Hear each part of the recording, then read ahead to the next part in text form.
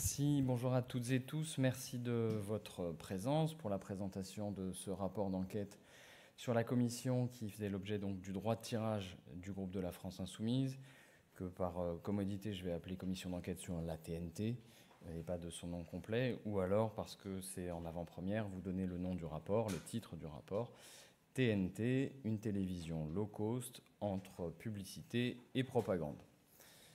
Alors, avant toute chose, je souhaite remercier publiquement, comme j'ai eu l'occasion de le faire lors de la dernière réunion de la commission, l'ensemble des personnes qui ont œuvré pendant ces mois à la rédaction de ce rapport et à la conduite de la commission d'enquête. Évidemment, je pense en particulier à l'équipe des administrateurs de l'Assemblée nationale et que je salue et remercie chaleureusement, et aux quelques députés actifs au sein de la commission qui ont souhaité marquer scrupuleusement leur volonté de participer aux travaux dans un esprit de sérieux et dans un esprit constructif, que je souhaite d'autant plus souligner qu'en réalité, il n'a pas été partagé par la majorité de mes collègues. Donc, je ne vais pas donner de nom, je ne suis pas là pour distribuer des bons points, mais enfin, certains ont quand même bien travaillé. Je voulais le remercier chaleureusement. Dans l'ensemble, vous savez, c'est plusieurs mois de travail et un raisonnement global qui est proposé dans ce rapport de presque 200 pages avec 47 propositions. Vous reviendrez peut-être dessus, vous le savez, les membres de la majorité relative macroniste et les républicains ont considéré qu'il y avait des propositions qui leur posaient problème. Donc, dans un souci de transparence et d'honnêteté intellectuelle, je répète que, évidemment, les propositions n'engagent pas l'ensemble de la commission. D'ailleurs, à cet égard, parce que nous sommes soucieux du débat, de la transparence et un peu pédagogue, nous avons donné directement la liste des propositions et nous avons fait figurer par un jeu de couleurs lesquelles engageaient l'ensemble de la commission, puisque c'est comme ça que les macronistes se sont prononcés, celles qu'ils avaient désignées dans un premier temps comme les 19 lignes rouges, puis ensuite les 9 lignes rouges très rouges, et puis dernièrement, hier, dans France Info, les rougissimes sans doute, les deux qui restent comme étant extrêmement graves, manifestement. Vous pourrez apprécier comme ça, de cette façon, la hiérarchisation des priorités pour mes collègues macronistes et éventuellement la cohérence de leur choix.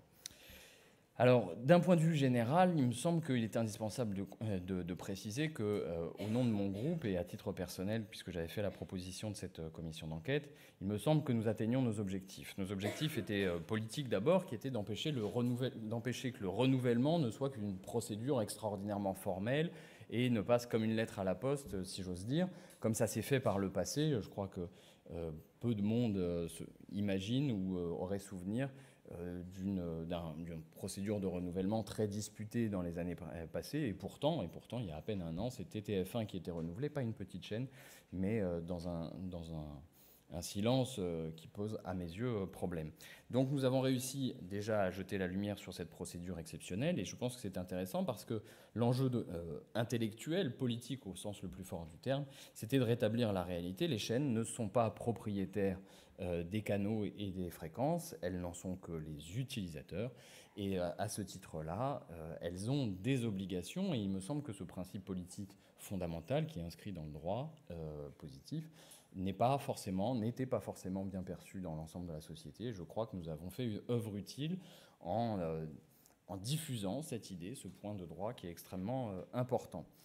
À cet égard, et je peux tout de suite faire mention d'une des propositions qui, à mon sens, est très importante parmi les 47, qui est l'idée de régulariser d'une certaine façon la situation, parce que jusqu'à présent, les chaînes qui obtiennent des autorisations de diffusion ne payent rien, et c'est contraire à tout ce qui se pratique d'ordinaire dans le domaine du droit public et de l'occupation du domaine public. Ça a été souligné par plusieurs des personnes auditionnées de la commission, notamment Olivier Schrammeck, et j'ai cru comprendre que certains macronistes d'ailleurs adhéraient à cette conviction, et si bien que nous proposons que désormais les chaînes qui auront une autorisation de diffusion soient amenées à payer une redevance pour l'occupation du domaine public, de façon très classique et banale, j'ai envie de dire, mais qui permettrait de rapporter à l'État quelques ressources, à une époque où les macronistes cherchent quand même des ressources, paraît-il. Donc voilà, j'ai des idées pour eux. Il il me semble que c'est une bonne chose. Ça me permet aussi de vous signaler que dans les 47 propositions, la plupart en réalité n'émanent pas de moi seul. Elles sont pour la plupart issues des auditions stricto sensu et des personnes qui ont été auditionnées. Alors toutes n'étaient pas d'accord, il a fallu faire des choix, mais dans l'ensemble, c'est bien à l'expertise des personnes auditionnées qu'on doit un certain nombre de ces propositions. Certaines m'engagent plus personnellement et plus directement, je les assumerai et pourrai éventuellement les expliquer. Donc, une fois qu'on a dit que cette question du renouvellement devait être mise en lumière, que les chaînes ne sont pas propriétaires des canaux, il fallait aussi évidemment documenter précisément et établir d'éventuels manquements dont on avait l'impression qu'ils existaient, dont l'ARCOM, d'une certaine façon, avait très clairement pointé leur existence puisqu'elle avait prononcé des sanctions régulièrement ces dernières années, et notamment en direction de CNews et C8. Et donc, il fallait essayer de mesurer la part qu'il y avait d'exceptionnalité, si on peut dire, dans les chaînes du groupe Bolloré, en tout cas ces deux chaînes. Et il me semble que la commission d'enquête a permis d'établir, au-delà de tout doute possible, le caractère systématique et délibéré des pratiques, disons, transgressives ou irrégulières de ces chaînes. Donc ça me paraît un élément évidemment fondamental. Aucune personne auditionnée par la commission d'enquête, excepté celles qui ont un lien de dépendance avec les chaînes du groupe de Vincent Bolloré, n'ont émis de propos en défense ou en explication ou en justification de l'inconduite, si on peut dire, de ces chaînes. On est arrivé donc à la conviction, il me semble de façon patente, qu'il existe une culture, une stratégie de la transgression et du contournement des règles de la part de ces deux chaînes, et d'une stratégie caractérisée aussi par la mise devant le fait accompli.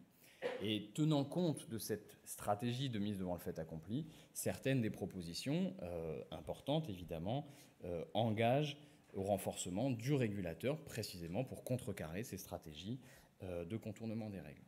Je le dis parce que je tiens à préciser d'office qu'il ne s'agit pas seulement des auditions, il s'agit aussi d'éléments matériels qui sont à l'appui de cette conviction et de cette conclusion.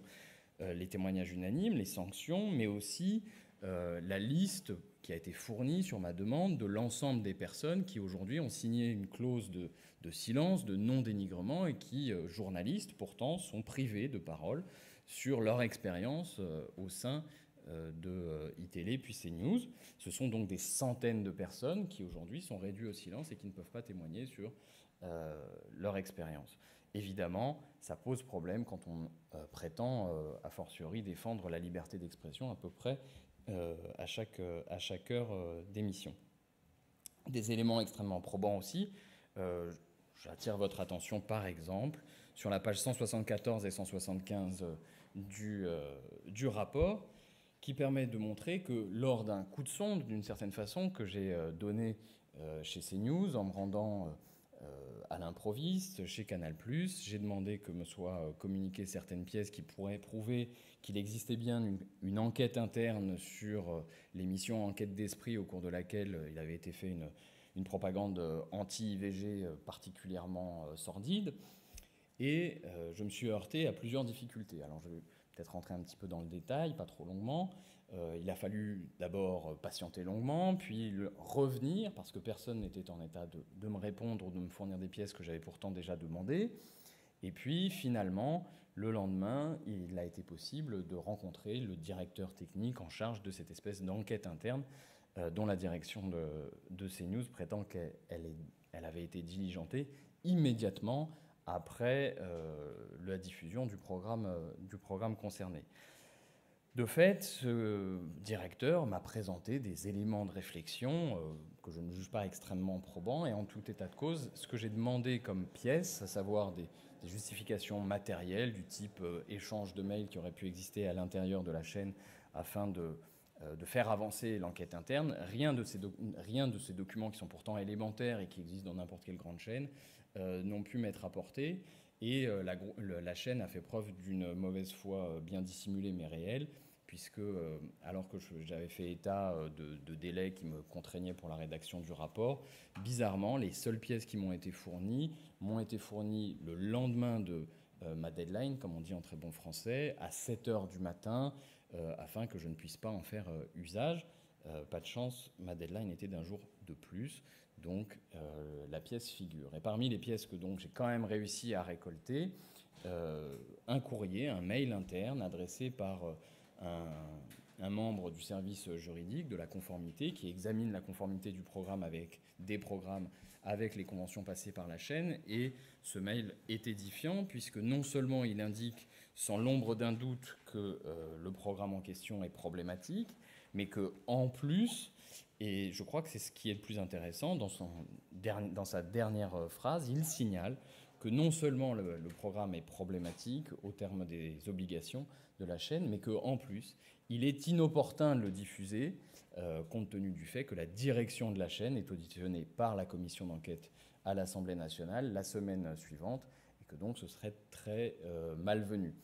J'attire votre attention parce que ça signale qu'il y a bien une disposition à la transgression, un calcul cynique qui est fait, y compris par des agents dont le travail est de se prononcer sur la conformité stricto sensu et pas de mener une politique, une stratégie politique pour l'ensemble du groupe. Donc je trouve que ce fait est évidemment extrêmement probant.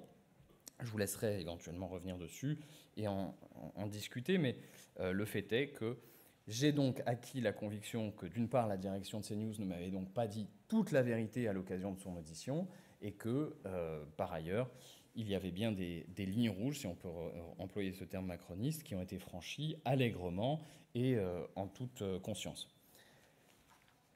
Je ne veux pas m'arrêter exclusivement sur le cas de CNews et de C8, mais évidemment le déroulement de la commission d'enquête a mis ce sujet ou ces chaînes en évidence, tout simplement parce qu'elles occupent un statut exceptionnel.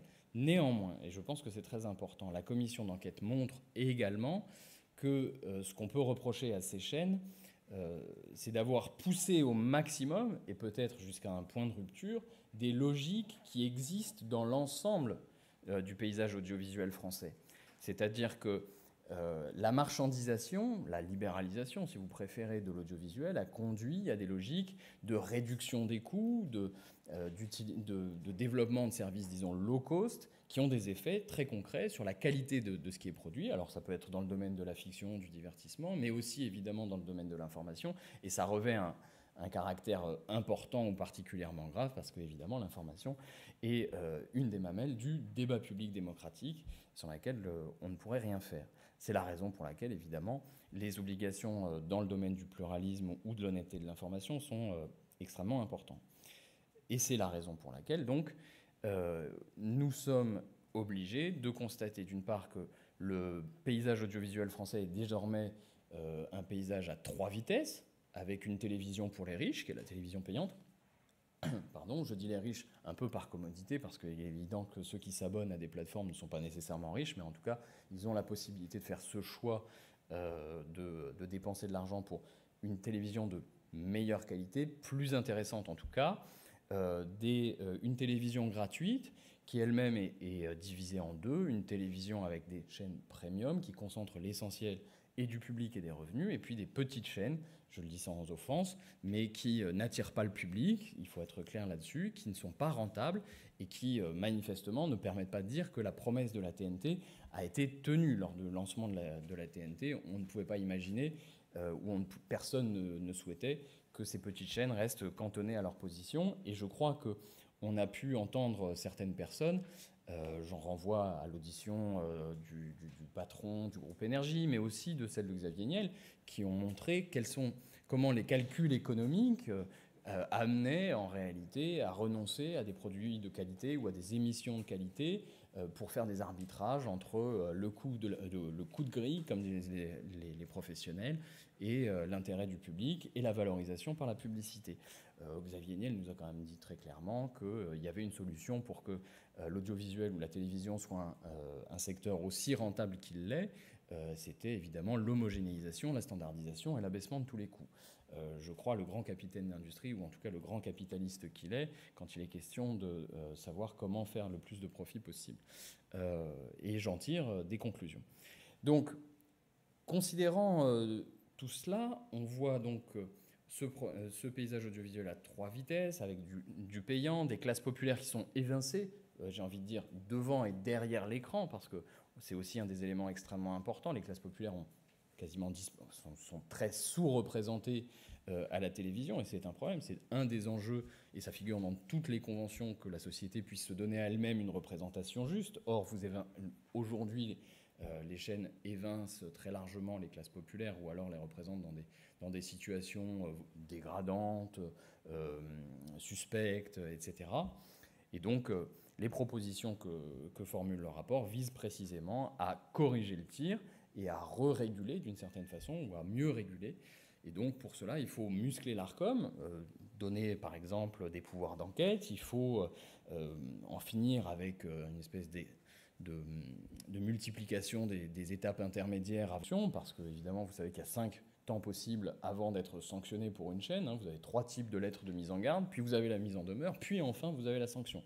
Donc évidemment, vous avez le temps largement de faire subir de nombreux outrages à plein de gens avant d'être mis en demeure ou sanctionné. Donc c'est une jurisprudence qui s'est installée sous le CSA. Moi, j'appelle l'Arcom à rompre avec cette jurisprudence tranquillement et à dire tranquillement qu'on passe de la mise en demeure à n'avoir plus que 2 échelons, la mise en demeure, la sanction, et voilà. J'appelle également, pour ce qui est des sanctions, que la mise en demeure puisse être valable au-delà de 5 ans, parce que, évidemment, ça fait partie des raisons pour lesquelles certains passent entre les mailles du filet pour l'instant. On considère qu'après 5 ans, on est lavé de tout soupçon ou de tout sursis. Donc ce sursis doit persévérer au-delà de 5 ans. Et puis sur la question des mises en demeure, qui est une question un peu technique, il faut s'assurer qu'elle porte sur des catégories et pas nécessairement sur des faits extrêmement précis, parce que jusqu'à présent aussi, l'Arcom est peut-être un peu empêtré dans la nécessité de formuler une mise en demeure et de sanctionner exactement le même genre de fait. Pour ce qui est des pouvoirs d'enquête, il est important de se rendre compte que dans la mission de l'Arcom, ça a été rappelé par la décision du Conseil d'État, l'Arcom a pour mission de veiller, notamment en ce qui concerne les chaînes d'information, mais pas que, à l'indépendance vis-à-vis de l'actionnaire. Et la décision du Conseil d'État a 3 volets, et le 3e est très intéressant parce que le Conseil précise que l'Arcom ne peut pas apprécier du respect de l'indépendance uniquement en visionnant des séquences. Il doit se prononcer en tant que régulateur sur l'ensemble de la programmation, ce qui implique forcément un travail, une méthodologie spécifique, mais aussi en se prononçant sur le fonctionnement de la chaîne. Et il est bien évident que dans l'état actuel de ses prérogatives, l'Arcom ne peut pas se rendre chez un éditeur et dire j'aimerais auditer le mode de fonctionnement de la chaîne. Et donc il faut être en cohérence avec les obligations, les missions, donner des prérogatives suffisantes pour que l'Arcom puisse faire ce travail. Évidemment, j'en reviens à la pièce que j'ai obtenue, moi, parce que je disposais d'un pouvoir de contrôle dont aujourd'hui l'Arcom ne bénéficie pas et dont je pense que si elle l'avait, elle ferait bon usage. Je crois qu'elle serait très intéressée lorsque une chaîne vient se défendre devant elle. Elle serait très intéressée de savoir qu'en interne, en réalité, on savait déjà que le programme posait problème, que l'actionnaire avait émis un vœu, etc., etc. Ce sont des cas possibles, je ne dis pas que ce sont des cas d'espèce, mais en l'occurrence, je crois que l'Arcom a besoin de le savoir. Parce que j'ai engagé la réflexion sur la question de l'indépendance et de l'information en général, des propositions qui vont aussi dans le sens du renforcement des rédactions et des pouvoirs des journalistes vis-à-vis de leur propre travail. Il me semble qu'il est indispensable de renforcer cette possibilité avec des propositions qui sont conformes en réalité à ce qui a été défendu durant la niche des écologistes par Sophie Taillé-Polian, donc je ne vois pas de raison de ne pas la citer. Je crois aussi qu'il est nécessaire intellectuellement d'en finir collectivement, et je m'adresse aux journalistes, avec une vision un peu mythifiée de l'indépendance, ou en tout cas du rôle des directeurs de chaîne, qui seraient à la fois choisis par l'actionnaire, grassement rémunérés par l'actionnaire, et en même temps auraient pour mission de protéger les rédactions de l'influence de l'actionnaire qui les nourrit. Encore une fois, quand Cyril Hanouna vous dit qu'il ne mord pas la main qu'il nourrit, d'une certaine façon, il ne fait que manifester quelque chose qui est déjà présent le système, si vous me passez l'expression, et il l'a poussé, lui, jusqu'à l'explicitation et jusqu'à quelque chose d'extrêmement violent et vulgaire, mais évidemment, c'est un point qui est présent. Alors, d'autres propositions figurent dans le rapport. Ça fait déjà 20 minutes que je parle, donc je ne vais pas forcément m'attarder sur toutes. Certaines qui concernent la protection des publics, des jeunes publics en particulier. Une de mes frustrations, peut-être dans la commission d'enquête, c'est de ne pas avoir pu documenter de façon objective certaines impressions qu'en tant que spectateur, on peut avoir, par exemple concernant la signalétique. Alors je vais dire quelque chose d'assez trivial, mais il me semble qu'il y a 20-30 ans, la signalétique, pour protéger les jeunes publics, était peut-être un peu plus rigoureuse ou stricte. J'aimerais en avoir le cœur net, et donc c'est une des propositions que je fais. J'aimerais que l'ARCOM retravaille sur ce sujet, en partenariat notamment avec l'INA. Je crois que ce serait adéquat pour se demander si les programmes aujourd'hui qui sont accessibles à tous ou aux plus jeunes l'auraient réellement été il y a encore quelques 20 ans. Je considère que ce sujet n'est pas du tout anodin, hein. Il concerne vraiment la protection des enfants ou des publics vulnérables, mais qu'en plus, il a évidemment une portée politique, parce qu'on sait très bien que les affects, le genre de traumatisme, entre guillemets, qui peuvent être, pas forcément entre guillemets d'ailleurs, mais qui peuvent être produits par l'exposition à des scènes inadaptées, ont des effets sur la société à court et à moyen et à long terme dans des affects qu'elle fait circuler. Voilà. Donc, un des éléments aussi importants. Vous avez toute une série de propositions donc, sur l'ARCOM, sur la façon dont les journalistes pourraient reprendre du pouvoir, dont les chaînes pourraient aussi clarifier leurs propres objectifs. On va revenir dessus, j'imagine que vous allez m'interroger dessus, mais il est évident qu'aujourd'hui, il existe un doute, une confusion entre ce qu'on appelle la ligne éditoriale et ce qui pourrait être appelé une ligne politique. Cette confusion, elle vient probablement de la transposition de pratiques de la presse écrite, qui est une presse d'opinion, et c'est normal, à la presse de télévision, qui ne peut pas être une presse d'opinion, c'est la loi qui le dispose, et qui pourtant, comme elle utilise les mêmes mots, imagine ou est amenée à faire le même genre de choses. Donc, je ne tourne pas davantage autour du pot quand j'évoque la question des éditorialistes. Il est bien évident que le métier d'éditorialiste est un métier de presse écrite et que quand ils agissent à la télévision, eh bien en réalité, ils sortent du cadre ordinaire de ce que la loi prévoit pour les chaînes de télévision. Et donc, j'ai fait cette suggestion de dire qu'il serait bon que les chaînes renoncent aux fonctions d'éditorialistes, non pas au sens où elles devraient renoncer à l'expression d'opinion sur leurs antennes, ce serait une absurdité totale, mais au sens où le fait de disposer d'une carte de presse ne donne pas un droit spécifique à exposer son opinion. Si vous êtes éditorialiste d'une chaîne, que vous êtes payé par elle, c'est que dans ces cas-là, vous positionnez politiquement la chaîne, c'est contraire à la loi. Si vous n'êtes pas payé et vous êtes invité sur une chaîne, alors c'est que vous ne faites pas votre métier, mais vous êtes en train d'exercer une espèce de vocation militante. Étant moi-même militant depuis au moins 15 ans, je considère que c'est une chose très honorable, mais qui n'est pas tout à fait compatible avec les règles ordinaires de l'expression des journalistes. Voilà. Je peux éventuellement compléter sur ce sujet si vous y êtes intéressé. Voilà. Il y a donc 47 propositions. Je ne vais pas les passer toutes en revue. Je me tiens à votre disposition. Le rapport a été rendu public il y a une heure et demie ou deux. Donc vous avez pu éventuellement prendre connaissance de ce qui vous intéressait. Peut-être pour vous laisser le temps d'y réfléchir encore quelques secondes, vous signalez que la contribution des membres de la majorité présidentielle, dont j'ai pris connaissance juste avant cette conférence de presse, est intéressante dans la mesure où en réalité 90% de ce qui y figure dans le rapport et dans les propositions que j'ai moi-même défendues. Donc la dernière étant celle sur l'éducation aux médias. Donc bon, d'une certaine manière, on aurait matière à une proposition de loi transpartisane. Je considère qu'elle ne serait pas assez riche probablement, mais en tout cas on pourrait aller dans le bon sens. Donc je donne satisfecit à Quentin Bataillon qui a pris bonne note de ce qui a été dit en commission et nous retombons sur nos pattes. Et contrairement à ce qui est dit, vous voyez, le dissensus n'est peut-être pas si profond que certains pouvaient l'imaginer. Ouais. Une question à propos des éditorialistes, parce que vous semblez avoir une vision à l'anglo-saxonne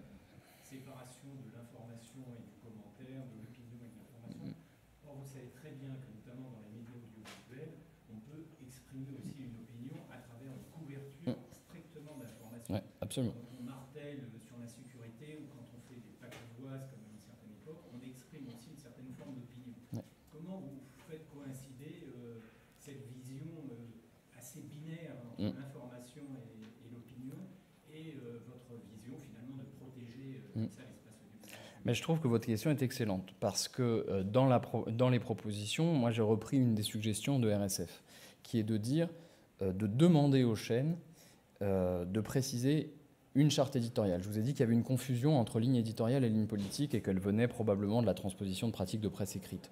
J'explicite un peu, à l'époque où Beuve-Méry écrit un éditorial, il positionne son journal par rapport à une question politique. Servan-Schreiber, Jean Daniel, etc. ont positionné leur titre politiquement. Donc je crois qu'on peut au moins partir de là. Vous dites que des choix éditoriaux, donner la priorité aux faits divers par exemple, décider de ne pas couvrir la politique, c'est un problème. Par exemple, TF1 accorde une place minimale aux émissions politiques et aux magazines politiques. Ça fait partie des observations de la commission d'enquête. Pendant 4 ans, TF1 est rentré en négociation avec l'Arcom, mais n'a pas respecté réellement sa convention en ne donnant pas de place à la politique, ce qui pose un problème démocratique fondamental.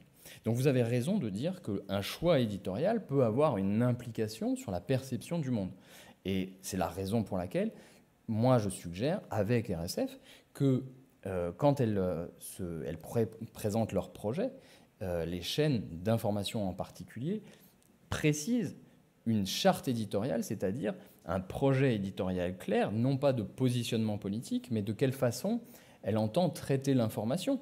Je ne trouve pas illégitime d'avoir une chaîne d'information qui s'intéresserait prioritairement aux faits divers. Elle a bien le droit, mais en tout cas, elle a le droit d'entrer dans la compétition, de candidater, et que d'autres en fassent candidate, et que le régulateur se pose la question de ce qui est le plus intéressant, adéquat pour le public, et pour ne pas avoir une vision transformée, tronquée ou biaisée de la société. Un des titres que je voulais éventuellement donné au rapport, c'était la TNT, miroir déformant de la société. Et c'est donc une possibilité. Une charte éditoriale pourrait dire « nous traitons l'information au prisme du débat ».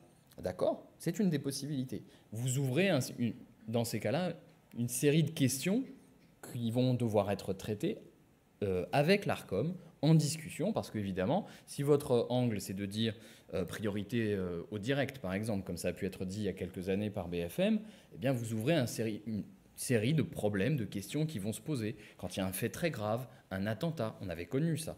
BFM a posé plein de problèmes dans sa couverture des attentats. Donc, si vous choisissez d'expliciter un projet éditorial dans ce que moi j'ai appelé une charte, évidemment, vous donnez la possibilité à l'Arcom, au régulateur, de mettre des garde-fous et de dire, compte tenu de votre projet, d'abord nous allons prendre une décision fondée, et deuxièmement, nous allons définir ensemble les garde-fous pour que les obligations qui figurent dans la loi et in fine dans la Convention soient bien respectées, parce que au bout du compte, vous avez toujours une obligation qui est de donner une image fidèle de la réalité, de fournir une information honnête, etc. Donc, quand moi je parle de renoncer aux éditeurs, je le dis d'une certaine façon comme si je devais être un jour dirigeant. Mais on peut imaginer. Je pense que c'est intéressant et important de se rappeler une chose. C'est que les chaînes candidatent avec un projet. C'est donc à elles de se conformer à leurs obligations et à la loi. Si vous voulez, si vous ne savez pas conduire, vous n'allez pas voir la police pour apprendre à conduire. Donc le régulateur, l'Arcom, n'est pas là pour dire il y a une seule façon de respecter la loi. Ce n'est pas vrai. Il y a plein de façons possibles de respecter la loi. Et la réalité, c'est que si vous ne la respectez pas, dans ces cas-là, c'est aux éditeurs, aux chaînes, de trouver la façon de respecter la loi et de respecter les obligations. Dans le cas des éditorialistes, bien moi, il me semble qu'un directeur de chaîne se faciliterait la tâche en disant en fait, je n'ai pas besoin d'éditorialiste, parce qu'un éditorialiste, qu'est-ce que c'est ? C'est une espèce de micro-trottoir sans cesse renouvelé en direction d'une personne qui a pour caractéristique d'avoir une carte de presse. Mais avoir une carte de presse et un avis, tout le monde, d'une certaine façon, à peu près tout le monde pourrait. Vous êtes tous ici journalistes et vous n'êtes pas tous ici éditorialistes. pourtant, vous n'êtes pas moins compétent que les éditorialistes qui s'escriment presque quotidiennement sur certaines chaînes d'information. Donc je ne vois pas de privilège à donner aux détenteurs d'une carte de presse qui s'appellerait éditorialiste. Je vois plus de problèmes, en fait, à multiplier leur prise de parole. Et je crois que c'est une solution de facilité, voire un biais déguisé pour faire exprimer des opinions qui sont conformes à ce que la chaîne défend, plutôt qu'une façon de promouvoir une information honnête. Encore une fois, qu'est-ce qui caractérise les éditorialistes? C'est leur façon d'utiliser le verbe devoir et le verbe falloir. Vous allez trouver très facilement beaucoup d'éditorialistes qui commencent en disant « il faut faire ceci, on doit faire cela, le gouvernement doit se... » Bon, ok, moi je passe ma vie à dire ce que le gouvernement doit faire, sauf que j'ai un mandat pour ça. Des gens m'ont fait confiance, j'ai été élu. Donc si les éditorialistes veulent se jeter dans l'arène politique, bah, très bien qu'ils assument. Mais sinon, on a un problème, ils ne sont pas dans une fonction d'information. D'abord et puis ensuite. Pardon, parce qu'alors vous l'avez fait, une petite question un peu en marge du rapport. Vous avez dit que vous feriez 2 signalements à la justice. Ouais. Est-ce qu'il y en a un qui est en rapport avec l'enquête d'esprit? Absolument, oui. Enquête d'esprit, on va signaler, parce que je considère vraiment qu'il n'y a pas eu... en tout cas, la parole donnée, ou en tout cas le serment n'a pas été complètement respecté. Le serment est de dire la vérité et toute la vérité. Aujourd'hui, je n'ai pas, moi, les éléments matériels qui me permettraient de prouver et d'établir tranquillement qu'il y a bien eu une enquête interne. Non seulement il y a un problème, parce que ce qu'on m'a dit, c'est que l'enquête qui aurait existé porte sur des éléments exclusivement techniques. À mon avis, le problème n'est pas exclusivement technique. La question, elle est éditoriale. Comment se peut-il que la rédaction de cette émission a décidé de faire parler 4 personnes, tout anti-IVG, et de ne pas se rendre compte qu'il y avait un problème, etc., etc. Donc à mon avis, il y a un problème éditorial, et qu'il aurait fallu déjà enquêter aussi sous cet angle-là, en interne. Et deuxièmement, je n'ai pas du tout, alors qu'à mon avis, ça aurait été très simple, je n'ai pas du tout d'éléments matériels qui me permettent de penser que les dirigeants de la chaîne n'ont pas menti, tout bêtement, en me disant qu'ils avaient diligenté immédiatement une enquête. Or, je considère que le serment vaut y compris pour ce genre de choses, et c'est la raison pour laquelle j'attirerai l'attention. Justement, puisque le collègue de jour avait révélé la semaine dernière, à ce moment-là, la chaîne m'avait répondu qu'ils avaient des éléments à vous apporter. Est-ce que, entre-temps, justement, ils vous ont apporté les éléments que vous... Non, je n'ai pas d'éléments complémentaires. Ce que j'ai cru comprendre de ce qui a pu m'être dit, en revanche, c'est que d'une part, l'espèce d'enquête interne semblerait avoir été dictée plutôt par la perspective de devoir aller s'expliquer devant l'Arcom, puisqu'il y a eu de nombreuses saisines de l'Arcom. Donc j'imagine que l'Arcom sera très heureuse d'apprendre qu'en interne, ils savaient qu'ils étaient en train de faire n'importe quoi. Pour le reste, j'ai lu dans l'article des jours avec beaucoup d'intérêt qu'il semblerait aussi que la direction ait tenu vis-à-vis des salariés et du CSE, je crois, des propos qui ne sont pas les mêmes que devant moi, rapporteur de la commission d'enquête. Et ça, évidemment, ça ne fait que renforcer mes doutes sur le fait que, probablement, les dirigeants de la chaîne n'ont pas dit toute la vérité. Le signalement, c'est sur le fondement du fait qu'ils ont menti. Oui, le fait de mentir sous serment relève du délit, et que, voilà, au titre de l'article 40, quand vous avez connaissance d'un délit et que vous êtes investi d'une autorité. Le deuxième signalement, comme il implique une victime, je n'ai pas envie de rentrer dans le détail aujourd'hui pour protéger la victime. C'est chez Canal+? C'est dans le groupe Canal+.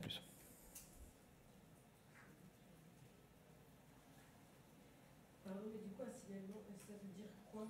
C'est un article 40, vous avez connaissance de l'existence d'un délit, et bien, si vous êtes élu ou fonctionnaire, vous avez la responsabilité de le faire savoir à la justice. Oui, j'avais 2 questions. Je suis désolé, je reviens sur les éditorialistes pour être sûr de bien comprendre avec un exemple concret. Est-ce que par exemple les éditos de Laurence Ferrari sur CNews, de Jean-Michel Apathy au quotidien, de Bruno Jeudi sur BFM, est-ce qu'à vos yeux, ce type d'exercice, on n'a pas le droit de citer sur la TNT? Alors moi, je ne dis pas qu'il faut interdire, encore une fois, je vous dis, c'est une recommandation. Il me semble que le plus simple, c'est carrément d'y renoncer. Vous avez le droit de le faire. Par contre, vous ouvrez une série de questions qui sont précisément celles qui ont été ouvertes par la décision du Conseil d'État. Mais pour dire les choses simplement, rappelez-vous, il y a eu une époque où on était capable, sur certaines chaînes d'information, de mettre face à face 2 éditorialistes qui n'étaient pas de la maison, à l'origine, j'imagine qu'ensuite ils étaient payés, et on disait, ils vont se disputer puisqu'on a un éditorialiste de gauche et un éditorialiste de droite. Donc c'est que le positionnement politique des éditorialistes, il est connu, il est possible.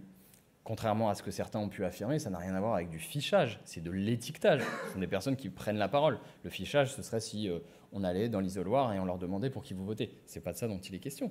C'est de s'assurer que le pluralisme va être respecté, c'est-à-dire que la diversité des opinions qui existent dans la société vont être représentées. Alors évidemment, si vous avez des éditorialistes qui viennent toutes les semaines, vous allez avoir un problème, c'est que vous allez avoir une sorte de raffinement perpétuel en disant « Oui, mais monsieur un tel, il a défendu le gouvernement tel jour, le lendemain, il n'a pas défendu le gouvernement, etc. » Donc en gros, qu'est-ce qui va se passer? Vous allez avoir une espèce d'inflation maximale de la catégorie divers droite. Il n'y aura quasiment pas de divers gauche en réalité. Je pense que vous êtes tous des observateurs de la télévision, vous savez qu'il n'y a pas d'éditorialiste de gauche.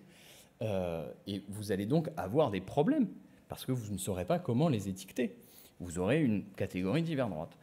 Donc, il me semble que le plus simple et le plus efficace, si vous devez diriger une chaîne, et encore une fois, c'est donc une recommandation, l'idée n'est pas de l'inscrire nécessairement dans la loi, c'est de se donner la possibilité plutôt de faire intervenir des personnes au titre de leurs compétences spécifiques.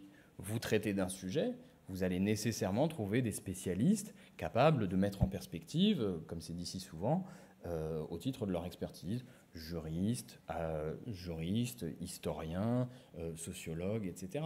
Mais la qualité de toutologue me paraît problématique du point de vue de l'étiquetage et du respect du pluralisme, tout simplement. J'avais une question sur la laïcité. Oui, c'est une bonne proposition, ça. Dans le rapport, est-ce que vous considérez que l'existence de l'émission Enquête d'Esprit, par exemple, sur CNews, contrevient à la convention de CNews avec l'ARCOM? Manifestement, à mes yeux, oui. Mais on peut le préciser. Alors, oui, pourquoi l'émission contrevient? Tout simplement parce que, et pourquoi je fais cette proposition d'inscrire la laïcité dans les conventions de façon expresse. D'abord parce que les conventions évoquent la question du pluralisme. Et donc, ça peut être le pluralisme politique, mais c'est le pluralisme des idées au sens général. Donc, je n'ai pas vu, et je ne crois pas avoir jamais, des émissions qui évoqueraient l'athéisme, la libre pensée, voire d'autres philosophies, d'autres pensées, etc., d'autres sensibilités ou d'autres religions sur les chaînes. La laïcité n'est pas l'œcuménisme, ce n'est pas une disposition qui consiste à dire que chacun a un petit bout de vérité ou que tout est respectable, etc. Or, encore une fois, les chaînes occupent le domaine public. Donc on peut largement déduire de l'occupation du domaine public une obligation du respect de la laïcité. Et je ne dis pas que cette déduction est absolument nécessaire en droit, mais elle est possible et largement justifiable. Par ailleurs, elle est d'autant plus justifiable ou d'autant plus facile à justifier concernant des chaînes qui, matin, midi et soir, revendiquent un respect strict de la laïcité, voire un peu borné et mal compris. Mais dans ce cas, il est clair que Enquête d'Esprit n'est pas une émission laïque. Personne ne peut en douter. C'est pas le propos. Donc, plutôt que de multiplier les instances possibles de diffusion de messages religieux, etc., moi je préconise tout simplement de s'en tenir à la laïcité. Ça ne signifie pas que je veuille l'interdiction des chaînes religieuses ou des émissions religieuses. Elles existent en dehors de la TNT. Il me semble qu'il y a bien une chaîne catholique en dehors de la TNT. Je ne demande pas son interdiction. Mais en revanche, je pense que c'est plus sain et plus logique, compte tenu du fait qu'encore une fois, ce sont des chaînes qui occupent le domaine public, de s'en tenir à une observation assez stricte du principe de laïcité.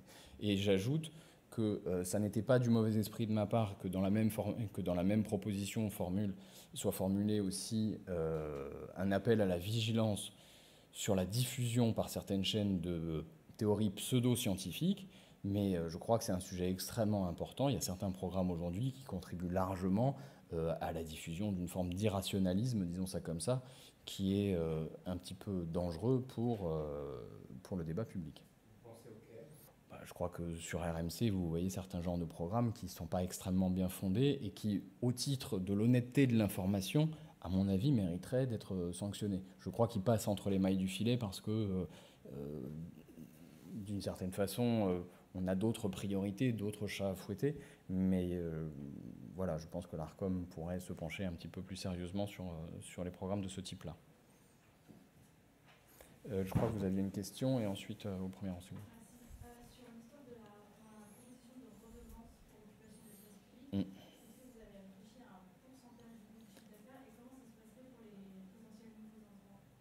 Excellente question. Je n'ai pas le pourcentage arrêté. Je considère que c'est plutôt un travail d'administration de formuler une proposition aussi calibrée. Mais vous avez raison de souligner le fait que la proposition porte sur un pourcentage du chiffre d'affaires, pas du résultat net, puisque encore une fois, vous savez bien que la plupart des chaînes ne sont pas sont déficitaires, que d'ailleurs c'est une des propositions, c'est que de demander qu'une bonne fois pour toutes, les chaînes qui candidatent soient lucides, réalistes et honnêtes sur leurs projections, parce qu'on a un problème quand vous cherchez à renouveler, alors que vous avez expliqué 5-10 ans auparavant que oui, cette fois-ci, je vais redevenir rentable, et en fait, elle n'est toujours pas rentable. Il y a un problème d'égalité vis-à-vis des autres candidats qui est posé. Je mets ça entre parenthèses. Donc, moi, mon objectif, la proposition que je fais, c'est de travailler effectivement à garantir la possibilité de nouveaux entrants, d'arriver effectivement sur la TNT. Et je ne voulais pas qu'une redevance forfaitaire vienne représenter un obstacle. Donc je considère que c'est bien un pourcentage du chiffre d'affaires qui sera réalisé, qui doit être prélevé. Ça me paraît logique d'une certaine façon. C'est un capital qui appartient à la collectivité que les chaînes font fructifier et que c'est normal qu'il y ait une portion qui revienne à l'État dans ces conditions. Donc plutôt indexé qu'un forfait. Ouais. Quels sont vos espoirs pour le devenir de ces propositions? Immense espoir. Vous avez parlé d'une proposition de loi transpartisane tout à l'heure. Est-ce que vous avez discuté avec le président Bataillon? Je ne vous cache pas que nos relations sont relativement rafraîchies depuis quelques semaines, mais bon, la sérénité reviendra peut-être avec le temps. Ce que je vous ai dit, c'est que dans la contribution des macronistes, il y a un certain nombre de choses avec quoi je suis d'accord, qui figurent expressis verbis dans le rapport, d'autres avec quoi je ne suis pas tout à fait d'accord. Donc sur la question de la laïcité, je trouve que bon, ils sont un peu mous, puisque eux, ils revendiquent d'une certaine façon la multiplication des émissions religieuses. Moi, je ne crois pas que ce soit un sujet, et ce n'est pas exactement ce qu'il faut faire. De la même façon, sur les comités d'éthique, ils veulent les renforcer. Bon, moi, il me semble que ce sont des coquilles vides et que vous n'arriverez pas à renforcer des coquilles vides, ça ne marchera pas. Donc, j'ai pris une option un peu plus volontariste, parce que sur ces comités d'éthique, par exemple, vous avez une question. Si vous voulez renforcer les comités d'éthique au sein des chaînes, il faut leur donner des moyens. Mais qui va leur donner des moyens? Si ce sont les chaînes elles-mêmes, alors ça veut dire que ceux qui doivent en interne apporter une forme d'alerte, de régulation, etc., vont être dépendants financièrement de la direction, etc. Donc vous voyez bien qu'on va avoir un problème d'indépendance sur la régulation. Et à l'inverse, ou d'autre part, si le financement de ces comités d'éthique revient à l'Arcom, ou à qui d'autre, je ne vois pas, vous auriez un autre problème, c'est que vous auriez des espèces de représentants à demeure du régulateur chez ceux qui doivent être régulés. Donc évidemment, tout le monde se dirait qu'il y a une collusion entre l'Arcom et les chaînes. C'est un soupçon qui a déjà existé, qui n'était pas totalement infondé vraisemblablement. Aujourd'hui, on en est sans doute bien revenu, en tout cas je le crois. Mais vous voyez que sur cette question des chipibs, je crois que les macronistes à ce niveau-là n'ont sans doute pas été au bout du raisonnement. Je crois que c'est assez faible de se dire qu'on va pouvoir muscler ces comités d'éthique de cette façon. Donc, bon, vous voyez, ce sont des choses sur lesquelles on peut globalement ajuster. Je trouve que ce n'est pas extrêmement ambitieux dans le nombre des propositions, mais on pourrait aller vers du mieux ensemble. Pourquoi pas, après tout. L'important serait quand même de progresser dans cette affaire. Il me semble que j'ai d'autres propositions à faire valoir et qu'on pourrait les faire prospérer ensemble. Moi, en tout cas, je n'exclus rien. Je ne sais pas s'ils en auront la volonté. Comme je vous l'ai dit au début, ils ont commencé la semaine dernière en disant qu'il y avait 19 propositions qui étaient des lignes rouges. Le lendemain, il y en avait 9. Et hier, il y en avait 2. À ce compte-là, dans 3 jours, il y a une proposition de loi transpartisane. Et dans 6 mois, je suis ministre de la Culture. Donc, on verra bien. Vous n'avez pas tout voté le mardi 7, alors, comme c'était... Si, tout a été voté. Alors voilà, ils ont entretenu une grande confusion là-dessus. Je pense qu'il y avait une volonté politicienne de faire de la diversion, de faire peur, d'expliquer, et puis de m'intimider peut-être un peu et de me demander de rabaisser un petit peu mes prétentions ou mes propositions, tout bêtement. Ils se sont rendus compte que ce n'était pas tenable, que la pratique à l'Assemblée nationale, sur une commission d'enquête, c'est que les députés ne se prononcent pas sur le fond. Personne n'est jamais totalement d'accord avec la totalité des propositions du rapporteur, ça ne s'est jamais vu. Donc ce sur quoi on se prononce, c'est sur l'utilité de mettre ces idées en discussion dans le débat public. Donc bon, on va être un peu franc, on leur a donné la possibilité de ne pas perdre complètement la face. À la fin du rapport, vous avez un tableau qui récapitule l'ensemble des propositions, et puis vous avez un petit saut de ligne qui dit, bon, il y en a 9 qui sont essentiellement ou exclusivement du rapporteur. En soi, moi, ça ne me pose pas de problème. Ce que je veux, c'est avoir cette discussion jusqu'au bout, etc. Donc, mais ce que j'observe, c'est qu'ils avaient dit 19, ils ont dit 9 en commission, et hier, encore une fois, Quentin Bataillon a dit qu'il n'y en avait que 2. Bon, donc, vous voyez, on progresse. La marche des idées s'arrêtera peut-être pas là. Après, s'ils ne veulent pas se commettre avec un insoumis plus longtemps, bah, peut-être qu'on prendra la décision de déposer une proposition de loi. On discutera avec le groupe pour savoir s'il est opportun de la déposer, y compris lors d'une niche parlementaire. Mais à titre personnel, je serais tout à fait réservé même sur cette éventualité, parce que ça fait déjà 6 mois que le sujet est mis à l'honneur d'une certaine façon. Et il ne serait pas illégitime que d'autres combats qui sont menés et qui sont légitimes par la France insoumise puissent aussi recevoir une forme de notoriété ou de publicité dans le cadre d'une niche parlementaire. Donc évidemment, je plaiderais dans le sens d'un travail de cette nature, mais je comprendrais tout à fait qu'on ne s'engage pas sur cette voie. Et puis, il y a un enjeu intellectuel. Encore une fois, il s'agit de partager des idées, de les mettre en application, aussi dans votre direction. Ce que j'ai dit souvent, c'est que dans la liste des propositions, certaines méritent et nécessitent une transposition législative, d'autres sont appropriables immédiatement par les acteurs. L'ARCOM a certaines possibilités, et j'espère qu'elle les saisira, en particulier sur le renouvellement. Il me semble que le cadre actuel du droit leur permettra largement à l'ARCOM de faire ce qu'il doit, c'est-à-dire, en l'état actuel des choses, je ne vois pas de raison pour que C8 et CNews puissent être renouvelés. Donc j'espère que l'ARCOM fera le nécessaire le moment venu. Vous, en tant que journaliste, eh bien, vous pouvez aussi faire pression sur vos propres rédactions pour renforcer, par exemple, le conseil de déontologie des journalistes, que la profession se régule davantage sur les points de vue de la déontologie, etc. Ça vous appartient, vous pouvez le faire, etc., etc. Donc, sur les 47 propositions, il y en a pour à peu près tout le monde, y compris même pour les macronistes qui s'intéressent à la lutte contre l'influence néfaste des écrans, etc.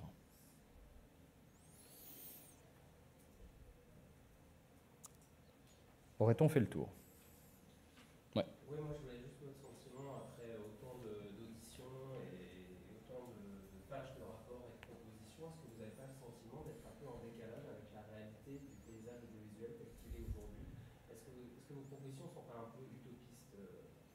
Vous savez ce qu'on dit, hein, l'utopie, ça n'est qu'une réalité à venir. Donc ça ne me pose pas de problème d'être un utopiste. Si demain on a réussi à transformer pour le mieux le paysage audiovisuel français, eh bien, tant mieux. Je peux aussi vous faire une réponse un peu plus désagréable. En général, les questions interro-négatives ne sont pas des questions, ce sont des affirmations. Donc, vous nous avez fait savoir ce que vous pensiez du rapport, je vous en remercie. Bon, alors, si vous ne le pensez pas, vous voyez, moi non plus. La télé est déjà très avancée, que les éditorialistes sont là depuis 20 ans, que les dessins animés sont regardés par les enfants, même moi quand j'étais gamin, et que j'ai l'impression que c'est la vision d'une télé peut-être un peu datée. Et je vous demande simplement votre sentiment. Est-ce que vous pensez qu'une marche est possible à gravir? Moi, je crois au contraire qu'on est en train de régresser dans le domaine de la télévision et que c'est documenté par le rapport. Donc, au contraire, je ne crois pas être en retard, je crois être précisément dans le timing, dans le tempo. Je vous ai dit tout à l'heure qu'on avait un enjeu sur les plateformes. Les chaînes, d'une certaine façon, ont travaillé à étrangler la possibilité d'avoir des chaînes concurrentes sur la TNT. Et donc, on a des petites chaînes, on a un modèle à triple vitesse. Et ça n'était pas vrai il y a 20 ans, puisqu'il n'y avait pas la TNT. Donc, moi, je documente un état du paysage audiovisuel français qui est totalement actuel. Et je pose les questions en termes contemporains. Donc, oui, probablement que les directions de chaînes, des grandes chaînes ou des grands groupes, ont laissé arriver Netflix et aujourd'hui nous expliquent qu'elles se retrouvent comme Cendrillon, très éplorées, et elles ont le besoin qu'on les protège. Moi, je crois, et je l'ai écrit dans le rapport, que ce n'est pas en dérégulant davantage que vous répondrez aux défis, mais au contraire, en garantissant que leurs adversaires ou leurs rivaux soient eux-mêmes beaucoup plus régulés et qu'on ait d'autres objectifs, y compris jusqu'au démantèlement des GAFAM, même si ce n'est pas tout à fait le sujet aujourd'hui. Je crois qu'au contraire, je suis extrêmement actuel quand je précise que l'un des points forts de la TNT, c'est la garantie de l'anonymat des personnes qui la regardent, et que ça, c'est un enjeu extrêmement contemporain, se demander si demain, le changement de modèle amènera pas une forme de ciblage publicitaire, etc., et la protection des données des personnes. Je crois que je réponds, hein. Alors c'est pas la proposition que j'ai citée en premier, mais elle figure parmi les 47. Donc j'ai pas éludé, je ne me fais pas des illusions, je donne pas de leçons non plus aux gens. Je sais que ça va être une tentation simple de me caricaturer en expliquant que Aurélien Saint-Toul, ce professeur, souhaiterait que Arte soit la chaîne dominante et partout. C'est pas mon propos. Moi, je sais qu'il y a des obligations, que les chaînes ne les respectent pas, et que les promesses qu'on nous a faites n'ont pas été tenues. Ça fait 30 ans, effectivement. Alors peut-être que certains s'y sont habitués, mais moi, je ne m'en accommode pas. Effectivement, quand on a privatisé et libéralisé, on nous a expliqué que ça permettrait de dynamiser la production culturelle, qu'il y aurait un mieux-disant culturel. C'était un autre titre possible. Hein. Où est le mieux-disant culturel ? Je pense qu'aujourd'hui, vous le savez tous, TF1 diffuse de l'opéra, c'est connu. C'est vrai, TF1 diffuse de l'opéra à 4h du matin, 12 fois par an. Donc, il me semble qu'on a le droit aussi de faire un inventaire. Peut-être que c'est de ça dont vous me parlez. Revenir en arrière et faire un inventaire, je ne crois pas que ce soit être dans le passé. C'est au contraire poser à nouveau frais des questions qu'on a mis sous le tapis trop longtemps. Juste pour rebondir sur la même question, sur la partie modèle économique, un problème qui revient régulièrement au fil des auditions et qui explique beaucoup de choses. Est-ce que vous aviez eu aussi des propositions? Est-ce que c'est très complexe comme solution à trouver? Alors, oui, c'est à la fois complexe et pas si complexe que ça. La complexité, elle vient du fait que le modèle repose sur la publicité et qu'aujourd'hui, on est lancé dans une dans une fuite en avant. Et que moi, je m'oppose à cette idée de fuite en avant. Vous savez bien que Netflix, le PDG de Netflix, a expliqué qu'aujourd'hui, son principal concurrent, c'était le sommeil. Je crois que quand on est la puissance publique, on doit se poser la question en termes d'intérêt général et se demander s'il est bon que des chaînes, alors Netflix ou des chaînes de télévision, formule les problèmes dans ces termes-là. Est-ce que le temps de cerveau disponible, autre terme possible pour faire le titre du rapport, est-ce que le temps de cerveau disponible, c'est vraiment la matière première à partir de laquelle on arrive à financer la télévision? C'est un enjeu complexe.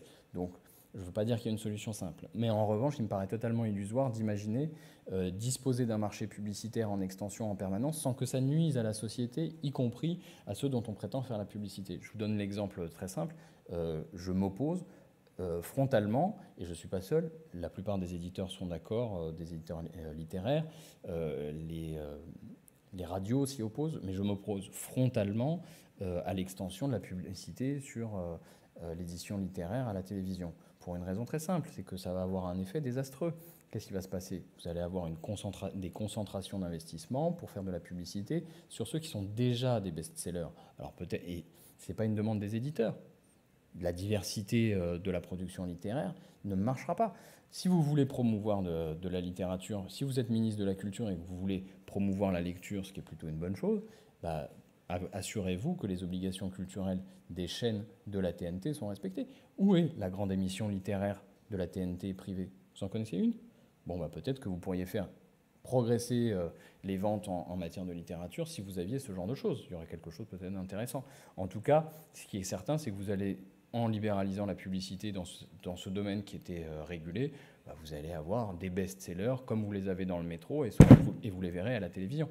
À la fin, vous allez étouffer la création et la diversité. Donc vous voyez, l'enfer est pavé de bonnes intentions. Moi, je crois qu'encore une fois, ce dont il est question, c'est de la capacité pour le modèle à intéresser le public, à renoncer aussi à des stratégies qui visent à bloquer l'émergence de nouveaux acteurs. Parmi les nouveaux acteurs possibles, moi, je plaide pour qu'il y ait des acteurs associatifs, que l'État soutiennent ces acteurs associatifs. Alors oui, j'entends, on va me dire que je suis utopiste, mais il y a quand même, par exemple dans le domaine de l'information, de nombreux journalistes qui ne se satisfont pas de ce qui existe et qui pourraient ensemble travailler et prendre le contrôle de l'information dans ce pays, ou en tout cas d'une chaîne d'information de façon crédible et Si j'étais ministre de la Culture, vous allez croire que c'est mon rêve, je l'ai cité 2 fois, mais si j'étais ministre de la Culture, je sais très bien que j'engagerais une discussion sérieuse pour m'assurer que la Banque publique d'investissement, ou les moyens en tout cas dont l'État dispose pour soutenir de grands projets éditoriaux indépendants, puissent rencontrer, que l'offre et la demande se rencontrent, parce qu'il y a la possibilité de faire autrement. Je ne partage pas la vision de Rachida Dati, qui nous a dit tranquillement en audition que les grands groupes, c'était l'avenir des médias, que c'était formidable et que ça ne nuisait pas à la démocratie. Tout le monde sait qu'on a un problème de concentration. C'est une opinion partagée par la totalité du spectre politique, mais en même temps, certains viennent en totale contradiction nous expliquer que le salut est dans les grandes concentrations. C'est pas vrai. Justement, qu'est-ce que vous pensez du projet de fusion de l'audiovisuel public et des mesures aussi sur la publicité de déplafonnement qui sont proposées par... Donc, comme je vous l'ai dit dans le cadre de l'édition littéraire, je suis totalement contre. Pour ce qui est de la holding, évidemment, je suis totalement contre. Les macronistes ont été amusants en commission, puisqu'ils ont expliqué que le fait que figure parmi les recommandations le fait d'abandonner ce projet de fusion n'était pas conforme, n'était pas dans le périmètre de la commission d'enquête. Bon, je réponds, première chose, c'est que ça modifiera tellement le paysage audiovisuel qu'il est exclu de dire que c'est hors du périmètre de la commission d'enquête sur la TNT. Deuxièmement, et avec un peu de malice, je rappelle que en audition, c'est Constance Le Grip elle-même, sous la présidence de Quentin Bataillon, qui a interrogé les ministres présents sur le projet. Et tous, alors qu'aucun n'est un bolchevique notoire, se sont prononcés en disant que ça n'était ni le moment, ni une bonne idée, ni sain, etc. Donc je n'ai fait que répercuter leur avis, et par ailleurs, je le partage entièrement. J'observe sur ce sujet, et on va un petit peu mordre sur les débats qui vont s'ouvrir, il est évident que la manœuvre de l'exécutif en la matière est une manœuvre de voyous. C'est une manœuvre de voyous. Ils ont coupé les vivres de l'audiovisuel public, ils ont saboté la redevance, et ils ont mis les dirigeants de l'audiovisuel, les dirigeantes de l'audiovisuel public dans une situation intenable pour les amener de la position « il est urgent d'attendre », tenue par toutes les dirigeantes il y a 1 an, à « il est urgent d'agir ». Ceux qui ne voient pas cette manipulation ne veulent tout bêtement pas la voir. Donc je crois qu'on a un problème démocratique très grave, que les menaces qui pèsent sur l'indépendance de l'audiovisuel public sont plus qu'avérées. L'éviction de Guillaume Meurice est un des symptômes du problème, mais il y en a bien d'autres et vous les connaissez. Et aujourd'hui, moi, ma conviction, c'est que Rachida Dati est bien là en service commandé pour un exercice court qui durera 1 an, le temps de faire tomber des têtes, si vous me passez l'expression, et ensuite retournera à la conquête de la mairie de Paris. Je crois que c'est inacceptable. Par ailleurs, il y a un effet de contexte qu'on ne peut pas ignorer, c'est qu'en Europe, l'illibéralisme progresse, que lorsqu'il y a un problème, quand il y a une crise économique ou qu'on cherche des ressources, c'est l'audiovisuel public qui est menacé d'office. Ça a été le cas en Grèce, c'est le cas chez Orban, et peut-être que le macronisme est en voie d'urbanisation, et c'est de ça dont il va être question dans les prochaines semaines.